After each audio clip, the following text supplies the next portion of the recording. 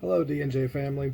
As most of you know, we have got a VF4 SS with a 5-axis Niken on it. And the Niken, so most 5-axis, at least in the Haas world, are, lengthwise along the X-axis. The Niken is actually rotated, 90 degrees as opposed to how the Haas ones are. So not only is there not a lot of information about fifth axis machining in general, there's even less so about configuring one that's rotated 90 degrees. So I hadn't found any good videos really, even for the standard orientation. There's a bunch out there, or a few out there, that want you to have $30,000 in software and $150,000 machine, and then they'll give you half of a tutorial and then talk about how great they are. So I want to do videos for the average small shop, the lucky person who's doing this as a hobby and happens to have a fifth axis. So I want to take you through my process and my learning of the fifth axis on our machine, and most of it will translate out to using the more common Haas, but the setup will transfer over too. But it's mainly it's meant for everybody. It's mainly what mine is going to be about is my setup, but like I said, it can translate over. So anyway, I want to create a good video series on this, and so subscribe and like the videos to help get more people out there to see them. And anyway, I hope you enjoy, and I hope you learn something. Okay, so to zero out my fifth axis, I probe the bore of the platter.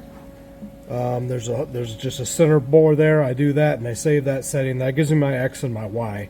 To get the Z, this is the best way I've found.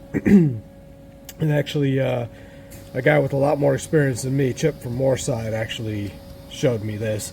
I'll go spare the details, but what we're going to do is we're going to rotate it 90 degrees, and then we're going to face this side. Then we're going to rotate the A and face this side again without moving the Z, and then we'll do some measurements, and that'll get us our Z height. All right, so let's go ahead and start that. Okay, so what we're going to do is we're going to take a pass here, and then we're going to rotate the B axis and take another pass without moving the Z up or down. We're just going to do this by hand.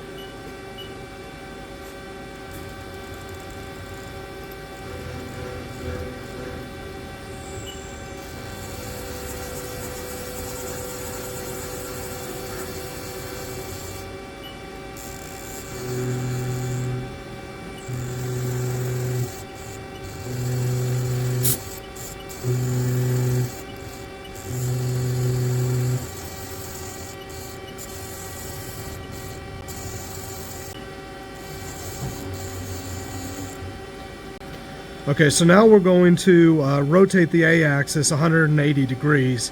It doesn't matter how much you take off as long as you don't move your Z height. So let's go ahead and rotate the A-axis by 180 degrees.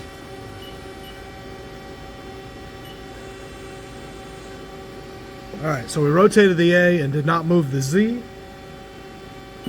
Now we're going to go ahead and duck off this side.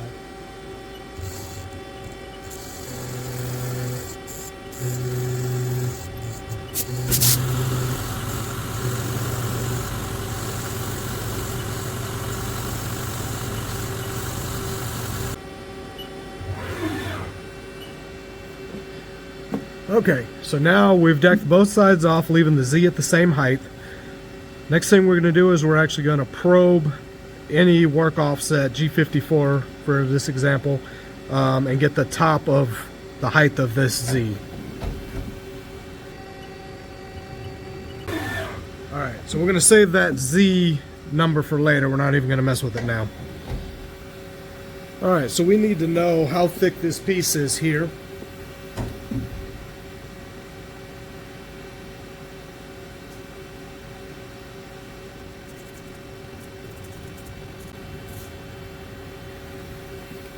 Okay, so we take that number, which I can actually read with the camera and everything in the way. Give me 1 second. Okay, so the mics read 1126. This is a 2 to 3 inch mic, so it's 2.1126. We need to take that number, divide it in half. Okay, so that gives us 1 inch, 56 thou, and 3/10. Okay, so the G54, this is where I probed that Z, and the calculation was 1.0563. We need to subtract that to bring that down, because that, okay, so 1.0563 is the center of the stock we just cut if we bring the Z down. So we probed the top, so we need to bring it down by that amount. So we're going to go ahead and just subtract it here. Minus 1.0563. That should subtract it from there. And that's what our Z is.